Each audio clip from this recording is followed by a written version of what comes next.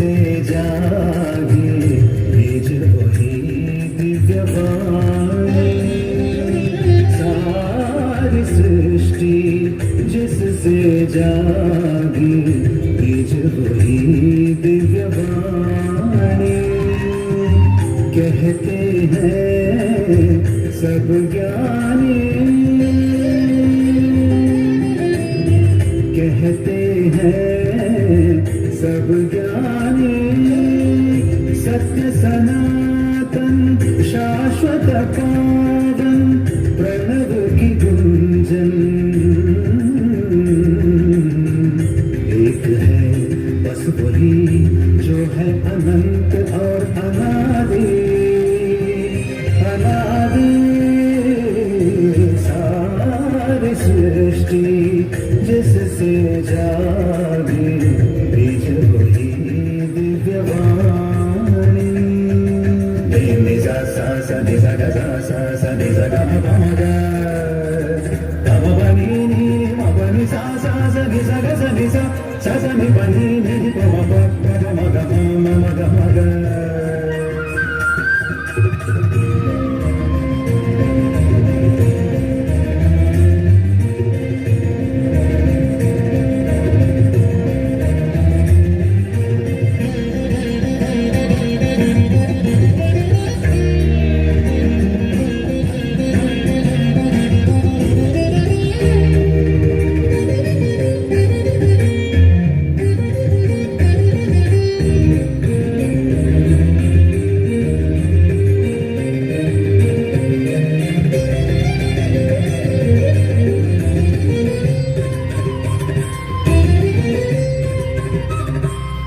हर कण में उसकी सुंदर छाया, सारा जहां एक दर्पण है।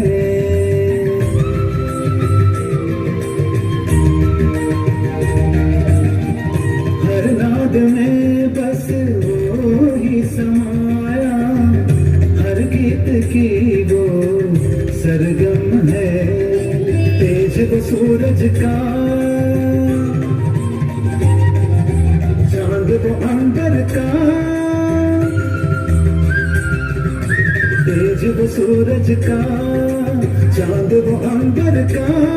सातों समुंदरों में वो लहर, उसका हर एक आत्मा में घर। सातों समुंदरों में वो लहर, उसका हर एक आत्मा में घर है। सब धर्मों का ज्ञान दिखाए किसका मार्ग हमें, एकम सत बतला कर वो आमंत्रण देते हैं। आम मिल जाए हम नित्य चैतन्य में,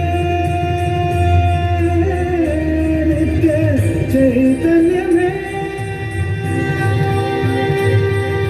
सा सा सा नि सा गा सा नि सा पा मा पा नि सा गा गा गा सा गा मा पा मा गा सा नि पा मा गा नि सा सा गा गा सा सा नि सा सा गा गा सा सा नि सा गा गा सा नि सा गा गा सा सा गा मा गा गा मा पा मा पा नि सा नि सा गा सा नि सा सा गा गा सा सा नि सा सा गा गा सा सा नि सा गा गा सा नि सा गा गा सा सा गा मा गा गा मा पा मा मा गा सा नि सा गा सा नि सा नि सा नि पा मा पा मा गा सा नि सा गा सा नि पा नि सा नि पा मा पा सा सा गा गा मा मा पा पा गा गा मा मा पा पा नि नि सा सा गा गा मा मा पा पा गा गा मा मा पा पा नि नि मा मा पा पा नि नि सा सा गा मा पा गा मा पा नि मा पा नि सा पा नि सा गा गा मा पा मा पा नि पा नि सा गा सा गा मा पा।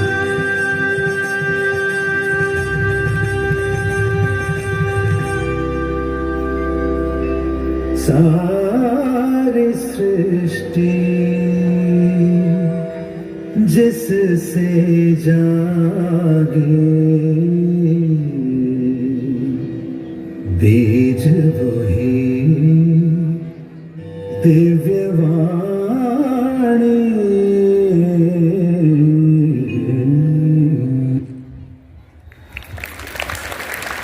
Bethlehem to life. Get ready to be amazed by their creativity. Let's give a loud cheer for our English medium primary school students as they present joy to the world. ಸಡಗರ. ಕ್ರಿಸ್ಮಸ್ ಎಂದರೆ ದೇವಕುಮಾರನಾದ ಯೇಸು ಕ್ರಿಸ್ತರು ಮನುಷ್ಯ ಕುಮಾರನಾಗಿ ಜನಿಸಿದ ದಿನ. ದೇವರು ಮನುಷ್ಯನನ್ನು ಸೃಷ್ಟಿಸಿ ಅವನಿಗೆ ತಾನು ಸೃಷ್ಟಿಸಿದ ಎಲ್ಲ ಸಂಗತಿಗಳ ಮೇಲೆ ಅಧಿಕಾರ ಕೊಟ್ಟನು. ಮನುಷ್ಯನು ದೇವರ ಸಂಗಡ ಅನ್ಯೋನ್ಯತೆಯಲ್ಲಿದ್ದುದನ್ನು, ಆದರೆ ಮನುಷ್ಯನು ಸ್ವಲ್ಪ ಸಮಯದಲ್ಲಿ ದೇವರಿಗೆ ಅವಿಧೇಯನಾದನು, ದೇವರಿಂದ ದೂರವಾದನು. ಹೀಗೆ ದೇವರಿಂದ ದೂರವಾದ ಮನುಷ್ಯ ಸಂತಾನವು ಪಾಪದಲ್ಲಿ ಜೀವಿಸಿತು. ಇದರಿಂದ ದೇವರಿಗೆ ದುಃಖವಾಯಿತು, ಏಕೆಂದರೆ ಪಾಪವು ಕೊಡುವ ಸಂಬಳ ಮರಣ. ದೇವರು ಮನುಷ್ಯರ ನಿತ್ಯ ಜೀವವನ್ನು ಪಡೆಯಬೇಕೆಂದು ಆಶಿಸಿ ತನ್ನ ಮಗನಾದ ಯೇಸು ಕ್ರಿಸ್ತನನ್ನು ನಮ್ಮೆಲ್ಲರ ಪಾಪಕ್ಕಾಗಿ ಯಜ್ಞಾರ್ಪಿತವಾಗುವುದಕ್ಕಾಗಿ ಮನುಷ್ಯ ಕುಮಾರನಾಗಿ ಈ ಲೋಕಕ್ಕೆ ಕಳುಹಿಸಿದರು. ಯೇಸು ಕ್ರಿಸ್ತನನ್ನು ನಂಬುವ ಒಬ್ಬನಾದರೂ ನಾಶವಾಗದೆ ಎಲ್ಲರೂ ನಿತ್ಯ ಜೀವವನ್ನು ಪಡೆಯಬೇಕೆಂದು ಆತನನ್ನು ಕೊಟ್ಟರು. ದೇವರು ಯೇಸು ಕ್ರಿಸ್ತರನ್ನು ಈ ಲೋಕಕ್ಕೆ ಕಳುಹಿಸುವುದರ ಮೂಲಕ ತನ್ನ ಪ್ರೀತಿಯನ್ನು ನಮ್ಮ ಮೇಲೆ ತೋರಿಸಿದ್ದಾರೆ. ಬನ್ನಿರಿ, ಯೇಸು ಕ್ರಿಸ್ತರು ಜನಿಸಿದ ಘಟನೆಯನ್ನು ಈ ಕಿರುನಾಟಕದ ಮೂಲಕ ನೋಡೋಣ.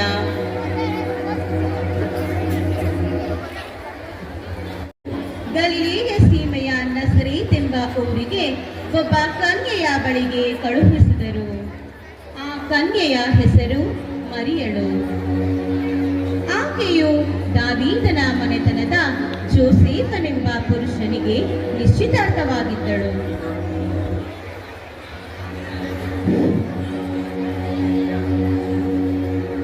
ದೇವರ ದಯೆ ಹೊಂದಿದವಳೆ, ನಿನಗೆ ಶುಭವಾಗಲಿ. ದೇವರು ನಿನ್ನ ಸಂಗಡ ಇದ್ದಾನೆ. ಇದೆಂಥ ಆಶೀರ್ವಾದ! ಮರಿಯಳೇ, ಹೆದರಬೇಡ, ನಿನಗೆ ದೇವರ ದಯೆ ದೊರಕಿತು. ಇಗೋ, ನೀನು ಗರ್ಭಿಣಿಯಾಗಿ ಒಬ್ಬ ಮಗನನ್ನು ಹೆರುವಿ. ಆತನಿಗೆ ಯೇಸುವೆಂದು ಹೆಸರಿಡಬೇಕು. ಆತನು ಮಹಾಪುರುಷನಾಗಿ ಪರಾತ್ಪರನ ಕುಮಾರನೆನಿಸಿಕೊಳ್ಳುವನು. ಇದಲ್ಲದೆ ದೇವರು ಆತನ ಮೂಲಪಿತನಾದ ದಾವೀದನ ಸಿಂಹಾಸನವನ್ನು ಆತನಿಗೆ ಕೊಡುವನು. ಆತನು ಯಾಕೋಬನ ವಂಶವನ್ನು ಸದಾಕಾಲ ಆಳುವನು. ಆತನ ರಾಜ್ಯಕ್ಕೆ ಅಂತ್ಯವೇ ಇಲ್ಲ. ಇದು ಹೇಗಾದೀತು? ನಾನಿನ್ನು ಅವಿವಾಹಿತಳು.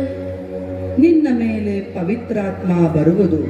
ಪರಾತ್ಪರನ ಶಕ್ತಿಯ ನೆರಳು ನಿನ್ನ ಮೇಲೆ ಬೀಳುವುದು.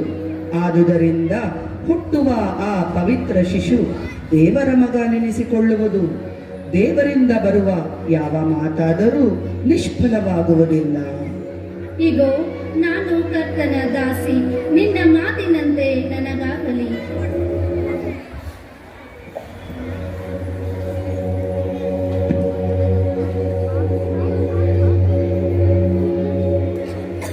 ಮರಿಯಳನ್ನು ವಿವಾಹವಾಗಬೇಕಾಗಿದ್ದ ಜೋಸೇಫನಿಗೆ ಮರಿಯಳು ಪವಿತ್ರಾತ್ಮನಿಂದ ಗರ್ಭಧರಿಸಿದ ವಿಷಯವು ತಿಳಿದು ಬಂತು. ಈ ಜೋಸೇಫನು ಸಜ್ಜನನಾಗಿದ್ದು ಆಕೆಯನ್ನು ಬಯಲಿಗೆ ತರುವುದಕ್ಕೆ ಮನಸ್ಸಿಲ್ಲದೆ ಯಾರಿಗೂ ತಿಳಿಯದಂತೆ ಆಕೆಯನ್ನು ಬಿಟ್ಟು ಬಿಡಬೇಕೆಂದಿದ್ದನು. ಅವನು ಇದನ್ನು ಆಲೋಚಿಸುತ್ತಿರುವಾಗ ದೇವದೂತನು ಕನಸಿನಲ್ಲಿ ಕಾಣಿಸಿಕೊಂಡು, ಯೋಸೇಫನೇ, ನಾನು ದೇವದೂತ ಗಬ್ರಿಯೇಲ. ನಿನ್ನ ಹೆಂಡತಿಯಾಗಲಿರುವ ಮರಿಯಳನ್ನು ತ್ಯಜಿಸಬೇಡ. ಆಕೆಯ ಗರ್ಭವು ಪವಿತ್ರಾತ್ಮದಿಂದಲೇ ಆದದ್ದು. ಹುಟ್ಟುವ ಮಗುವಿಗೆ ಯೇಸು ಎಂದು ಹೆಸರಿಡಬೇಕು. ಏಕೆಂದರೆ ಆತನೇ ತನ್ನ ಜನರನ್ನು ಅವರ ಪಾಪಗಳಿಂದ ಬಿಡಿಸಿ ಕಾಯುವನು. ದೇವರ ಚಿತ್ತದಂತೆಯೇ ಆಗಲಿ.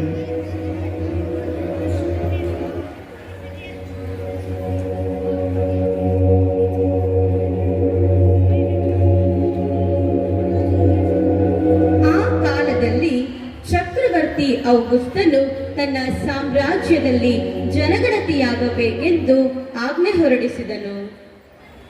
ಕೇಳ್ರಪ್ಪೋ, ಕೇಳ್ರಿ, ಮಹಿಳೆಯರೇ ಮತ್ತು ಮಹನೀಯರೇ, ಹಿರಿಯರೇ ಕಿರಿಯರೇ, ಎಲ್ಲರೂ ಕೇಳ್ರಿ. ಮಹಾರಾಜರಾದ ಔಗುಸ್ತರ ಆಜ್ಞೆಯಂತೆ ಎಲ್ಲರೂ ತಮ್ಮ ತಮ್ಮ ಊರುಗಳಿಗೆ ಹೋಗಿ ಖಾನೇಶುಮಾರಿ ಬರೆಸಿಕೊಳ್ಳಬೇಕು. ಕೇಳ್ರಪ್ಪ, ಕೇಳ್ರಿ. ಜೋಸೇಫನು ದಾವೀದನ ಮನೆತನದವನು ಆಗಿದ್ದುದರಿಂದ ಹೆಸರು ಬರೆಸಿಕೊಳ್ಳುವುದಕ್ಕಾಗಿ ತನಗೆ ನಿಶ್ಚಿತಾರ್ಥವಾಗಿದ್ದ ಮರಿಯಳ ಸಂಗಡ ಗಲಿಲೇಯ ಸೀಮೆಯ ನಜರೇತ್ ಎಂಬ ಊರಿನಿಂದ ಹೊರಟು ಜುದಾಯದಲ್ಲಿರುವ ಬೆತ್ಲೆಹೇಮ್ ಎಂಬ ಊರಿಗೆ ಹೊರಟನು. ಆಗ ಮರಿಯಳು ಪೂರ್ಣ ಗರ್ಭವತಿಯಾಗಿದ್ದಳು. ಅವರು ಅಲ್ಲಿದ್ದಾಗ ಆಕೆಗೆ ದಿನ ತುಂಬಿತು. ಆಕೆಯು ತನ್ನ ಚೊಚ್ಚಲು ಮಗನನ್ನು